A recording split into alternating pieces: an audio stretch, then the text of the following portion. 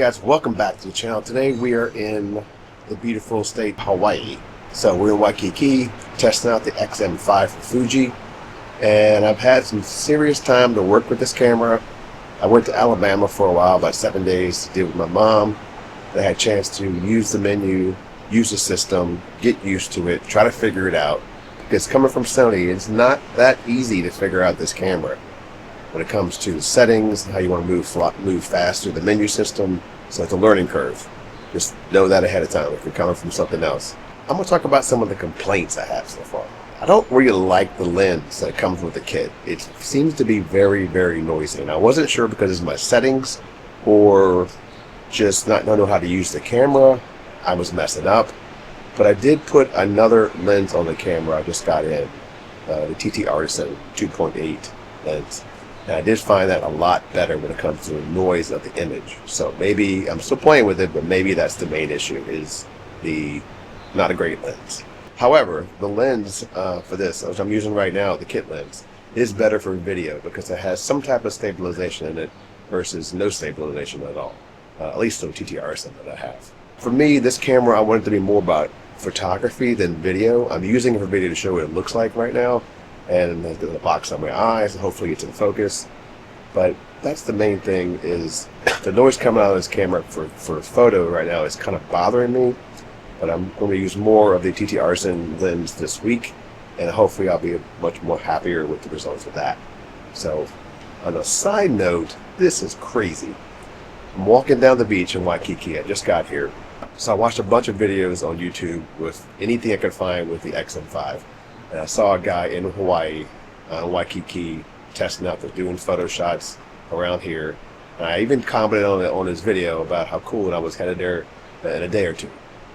And I'm walking around the beach right out here, and this guy comes up to me. I can see he's holding like a Fuji camera in his hand. He's like, "Hey, is that the X-M5? So it sure is. He's like, "I'm testing it out too."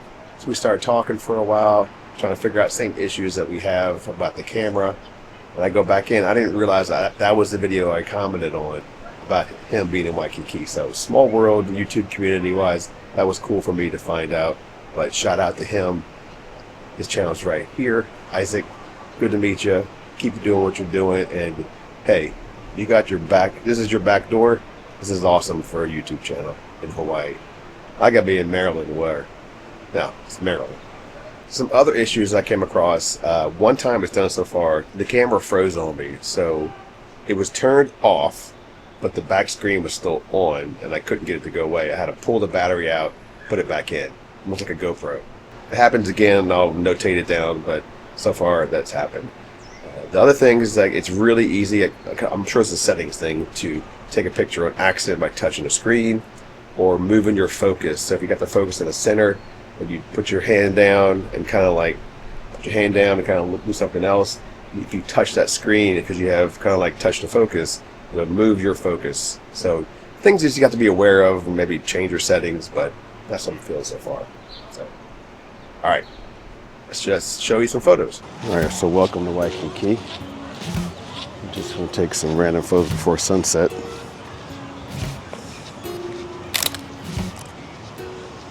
I've been using a Kodak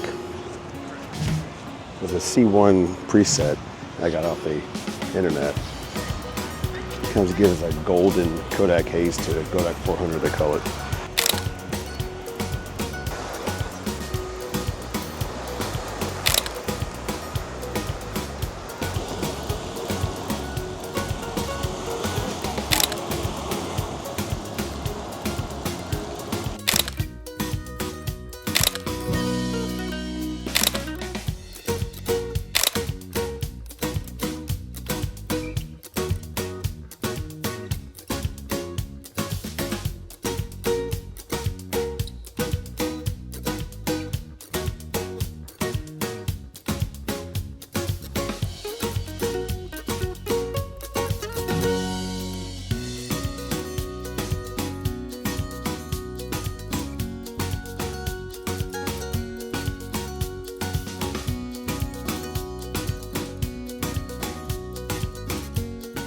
Coming from Sony into this camera it's a lot different system for menu wise. Now Sony's not very easy to learn either. So it's not like going from one to the other is very easy. It's just different. It's a lot of customization with this camera you can do. So how, and I've talked about this before, how the Fuji system versus like a Sony or a Canon or a Nikon system. What this means to me, I take artistic photos and I want to see that artistic development within the camera as I take my shots.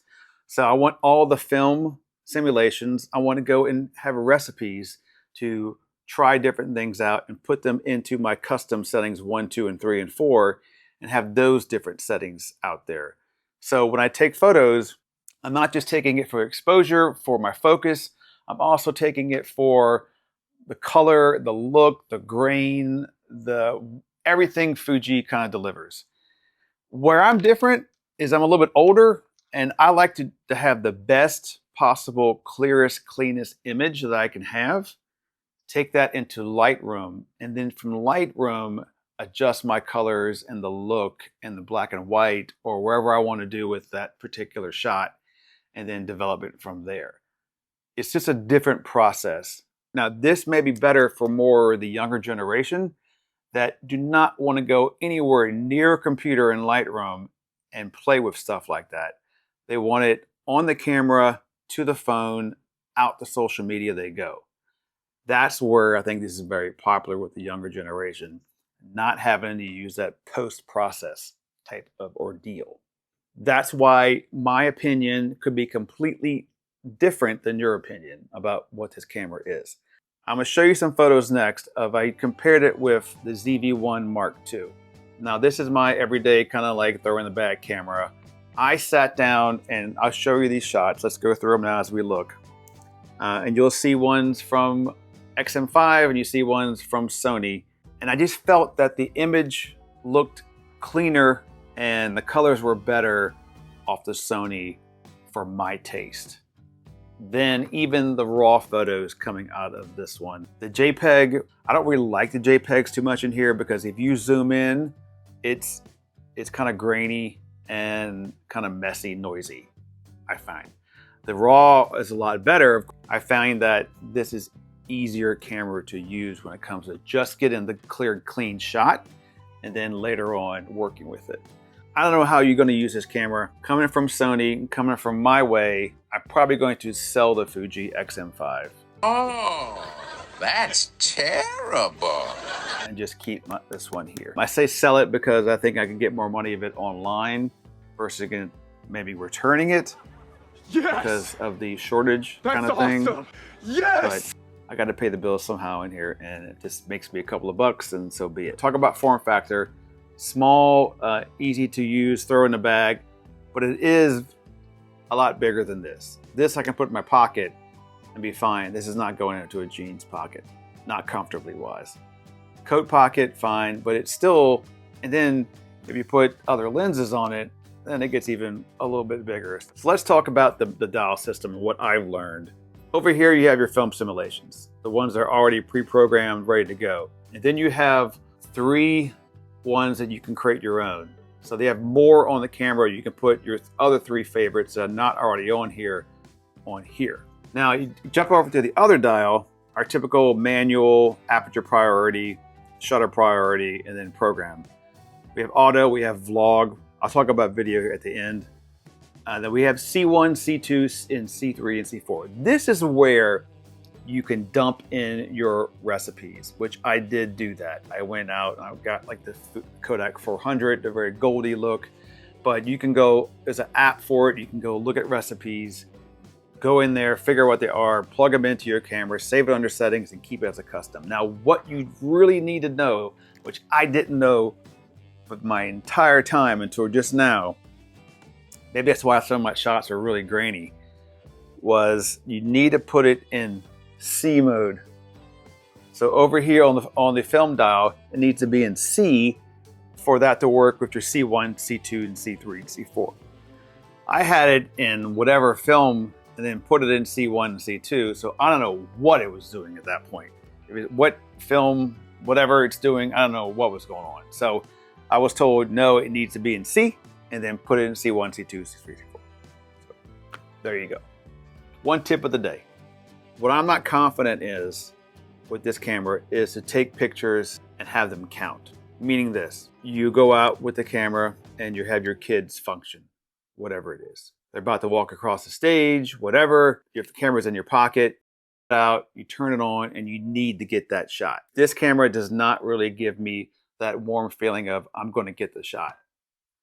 I feel like, ooh, I could touch the screen in the wrong place, move the focus over sometimes. I have to readjust my settings, having the wrong feature. I'm constantly playing with the settings on this camera to get it somewhere correct, where I feel that this is a lot easier. I turn it on, I know what it is, and boom, I'm going to get the shot that I need to get with that kind of camera. This one is going to be a gamble. This one is, I really think I'm going to go out and walk in nature, take some artistic shots. If they're good, they're good. If they're not, they're not. No big deal. That's how I feel about the Fuji. Like, it's that artistic playtime camera. If I take this shot, will it be good? Maybe, maybe not. This, I feel I'm going to get the shot. It's going to be good. So, will it be artistic? No. Can I play with it later? Yes. Could this possibly be more artistic? Probably so. You could probably do more with this and put it on Instagram and look all cool than what you can do with this. But it's going to be close. I can get pretty close in post, playing with the image from here to make it look some type of Goldie Kodak, whatever. So those are my thoughts with the Fuji X-M5. It is a great camera.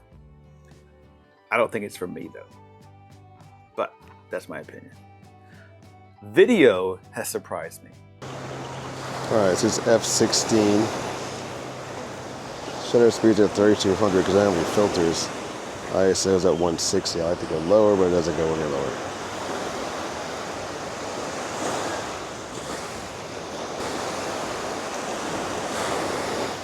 Now we got a right error. Video out of here is really nice. It's clean, sharp. I do like the video coming out of this camera. I do not like the stabilization, which is pretty much no stabilization. So this is, again, I think I said this once before to me or to myself or to somebody.